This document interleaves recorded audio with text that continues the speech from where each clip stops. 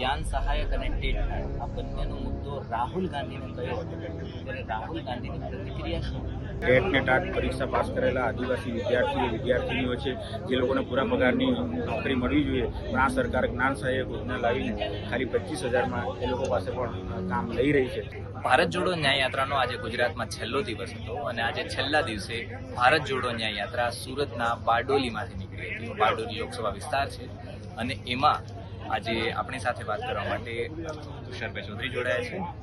તુષારભાઈ, તમે રાહુલ ગાંધીની જીતમાં દેખાયા.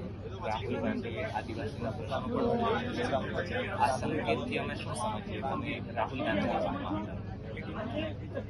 રાહુલ ગાંધીની જીતમાં સ્વાભાવિક છે કે જે જિલ્લામાં એ જાય છે એમનો આગ્રહ હોય છે કે એ જિલ્લાના આગેવાનો હોય, જિલ્લા કોંગ્રેસ પ્રમુખ હોય કે જિલ્લામાંથી કોઈ પ્રદેશ સમિતિના હોદ્દેદાર હોય તેવા લોકોને એ એમની સાથે રાખે છે, એક કે બે માણસોને, જેથી કરીને એ જિલ્લાની શું સમસ્યા છે, જિલ્લામાં કયા કેન્દ્ર સરકાર કે રાજ્ય સરકારના કયા પ્રશ્નો છે એ જાણકારી એમને મળી શકે અને જ્યારે લોકોને મળે ત્યારે એ પ્રશ્ન ઉજાગર કરવાનો પ્રયત્ન થાય એ એમની નીતિ છે અને એ પ્રમાણે અમે લોકો આજે એમની સાથે હતા. અચ્છા, રાહુલ ગાંધી સાથે કોઈ આદિવાસી ભાઈઓના પ્રશ્નો મામલે વાત થઈ હતી તમારી? ઘણી બધી ચર્ચાઓ થઈ. ભાઈ જંગલની જમીનનું અહીંયા ગુજરાતમાં શું પરિસ્થિતિ, મેં એમને કીધું કે ભાઈ 48% લોકોને હજી સુધી જંગલની જમીન મળી નથી. આ કાયદાઓના આટલા વર્ષો થઈ ગયા હોવા છતાં માત્ર 52% લોકોને જ જંગલની જમીન મળી છે, બાકીના લોકો હજી પણ વંચિત છે. એ જ રીતે રોજગારીની વાત કરી કે ભાઈ ઘણા બધા ટેટ ને ટાટ પરીક્ષા પાસ કરેલા આદિવાસી વિદ્યાર્થીઓ છે જે લોકોને પૂરા પગારની નોકરી મળવી જોઈએ, પણ આ સરકાર જ્ઞાન સહાયક યોજના લાવીને ખાલી 25,000માં એ લોકો પાસે પણ કામ લઈ રહી છે. આ પ્રકારની જે આદિવાસીઓ થતા અન્યાયની પછી એ જ રીતે તાપી જિલ્લાની અમારી ચર્ચા થઈ કે તાપી જિલ્લામાં વેદાંતા પ્રોજેક્ટ હોય, ફ્રેઇટ કોરિડોર હોય કે ભારતમાલા પ્રોજેક્ટ હોય, એને જેના થકી આદિવાસીઓનું વિસ્થાપન થાય, પાર તાપી લિંકની વાત હોય, સ્થળાંતર કરવું પડે, એમની જમીન ગુમાવવી પડે, એવી પરિસ્થિતિ પણ આ ભારત સરકારના પ્રોજેક્ટો દ્વારા આવી રહી છે, એની પણ અમે ચર્ચા કરી.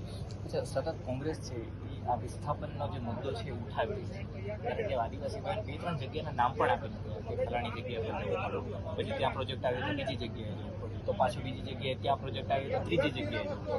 તો આ મામલે કોંગ્રેસ અહીંયા બારડોલી વિસ્તારમાં કઈ રીતના લડી રહી છે કે જેથી આદિવાસી ભાઈઓને એકવાર જમીન જે છે એમની જતી ન રહે?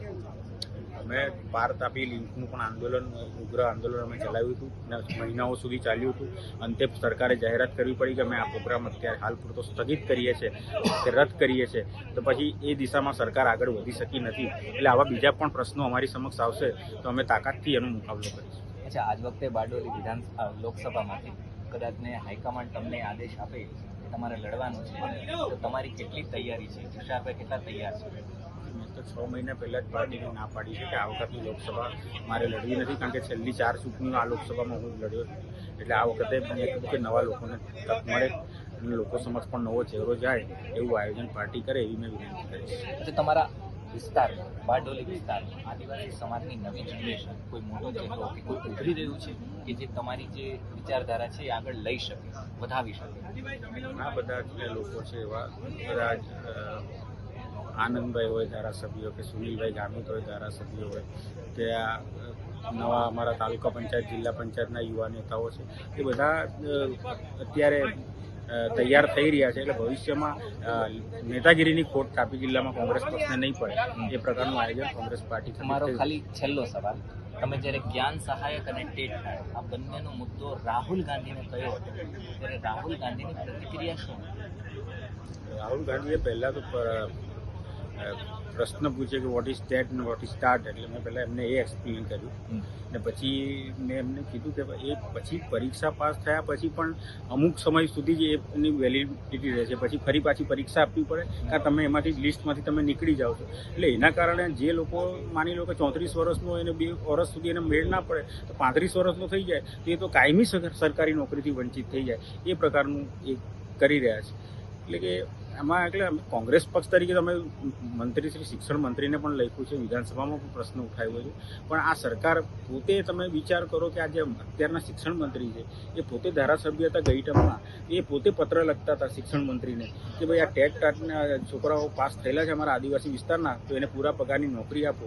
હવે આજે આદિવાસી સમાજનો જ શિક્ષણ મંત્રી છે કુબેરભાઈ ડિંડોર, હવે આજે એમણે જ્યારે નોકરી આપવાનો વારો આવ્યો ત્યારે એ શિક્ષણ જ્ઞાન સહાયક યોજના લઈને તો અમે શું અપેક્ષા રાખી શકીએ? ભાઈ સમાજનો જ વ્યક્તિ હોય ને સમાજનું ભલું ના ઈચ્છતો હોય તો બીજા પાસે તમે શું અપેક્ષા રાખી? આ હતા તુષારભાઈ ચૌધરી કે જેમણે પોતાની વાત રાખી ટેટ ટાટ બાબતે, એના સિવાય આદિવાસી ભાઈઓના જે પ્રશ્નો છે એ બાબતે, અને રાહુલ ગાંધી જો કદાચને એમની સાથે જીપમાં બેઠા હતા તો પછી હાઈકમાન્ડ દ્વારા એમને કોઈ પણ આદેશ આપવામાં આવે તો આ વખતે ચૂંટણી લડશે કે નહીં લડે. ધન્યવાદ.